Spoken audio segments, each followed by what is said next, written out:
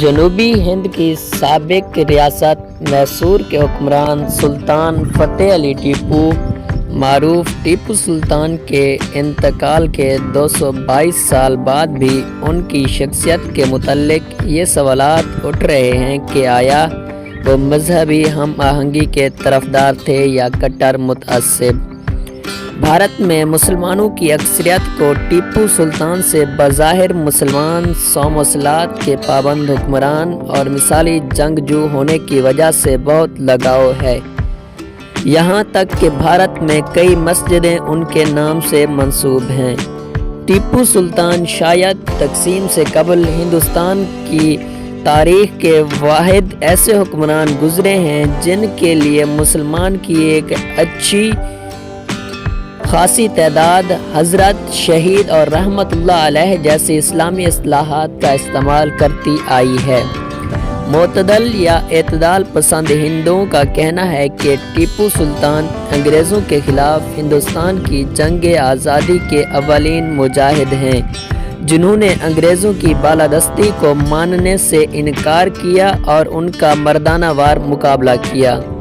ان کے بقول ٹیپو سلطان کا ایک عادل اور رعایا پرور حکمران تھے، تاہم اس کے برعکس ہندو انتہا پسند اور ہندو قوم پرست تنظیموں جیسے شواہد و پریشد، راشٹریہ سوائم سیوک سنگھ اور بھارتیہ جنتا پارٹی کا نظریہ ہے کہ ٹیپو سلطان ایک کٹر متعصب اور ہندو دشمن ظالم حکمران تھے۔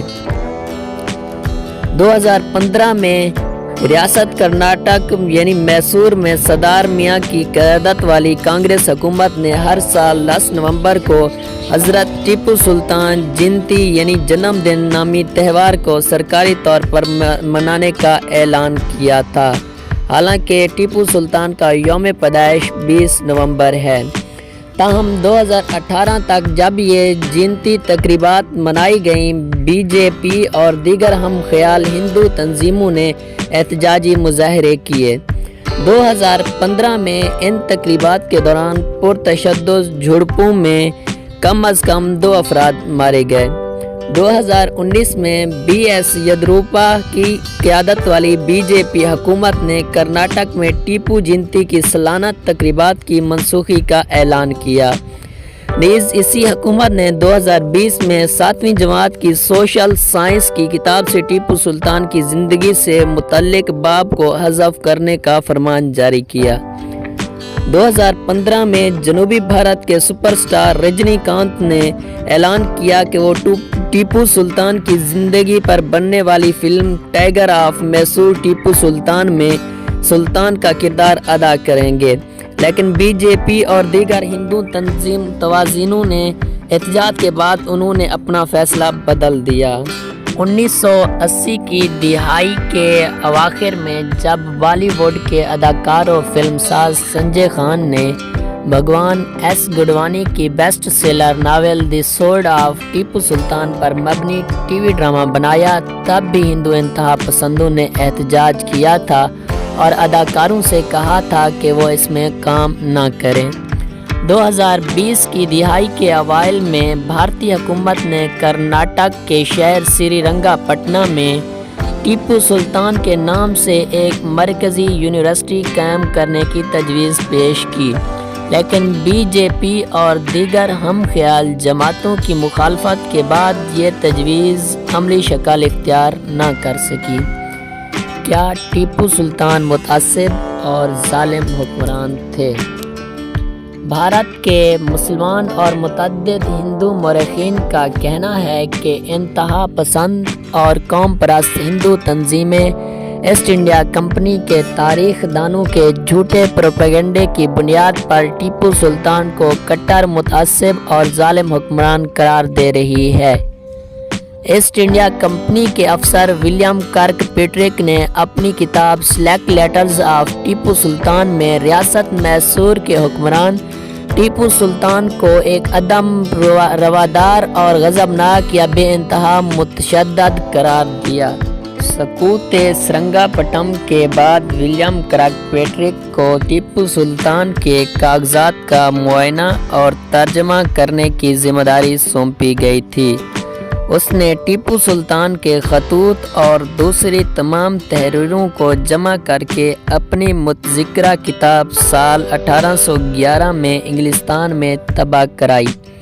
کرک پیٹرک نے اپنی کتاب کے دیباچہ میں ٹیپو سلطان کے متعلق لکھا ہے: ان خطوط کے آئینے میں نظر آتا ہے کہ ان کے لکھنے والے یعنی ٹیپو سلطان ایک ظالم اور بے لگام دشمن، ایک غیر روادار متعصب، ایک مشتعل جنونی، ایک سفاک و بے انصاف حاکم، ایک شوریدہ سر ظالم، ایک متشدد مذاکرات کار، ایک غیر سنجیدہ و غیر متوقع جدت پسند اور ایک بساطی و خردہ فروش تاجر تھے۔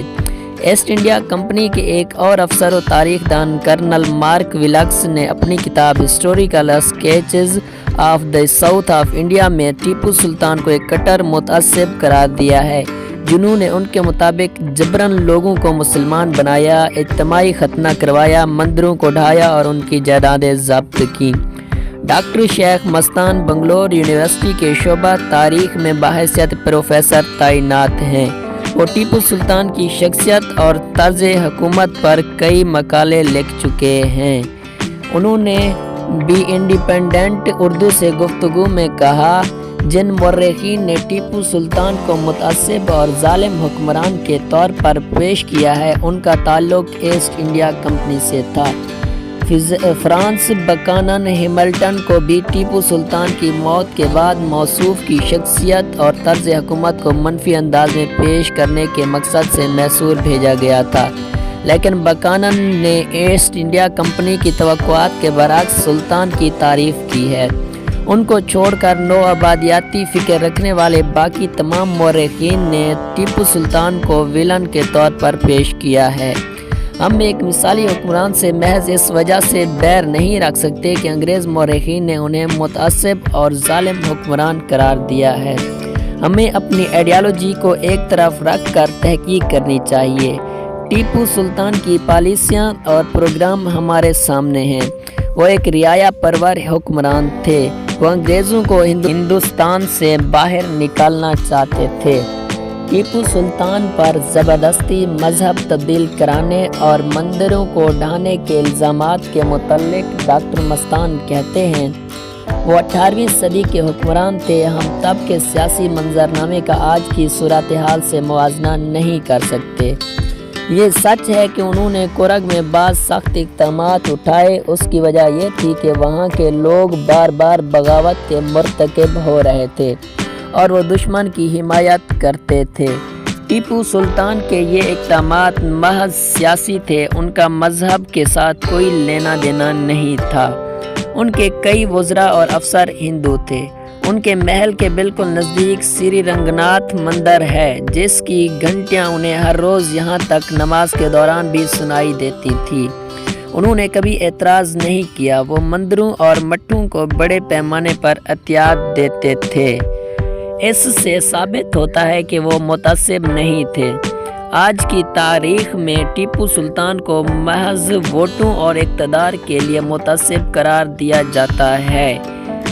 جو لوگ ان کی مخالفت کرتے ہیں وہ بھی جانتے ہیں کہ ٹیپو سلطان کیا تھے۔ وہ حقیقت کا اظہار اس لیے نہیں کریں گے کیونکہ وہ سیاسی فوائد گنوا دیں گے۔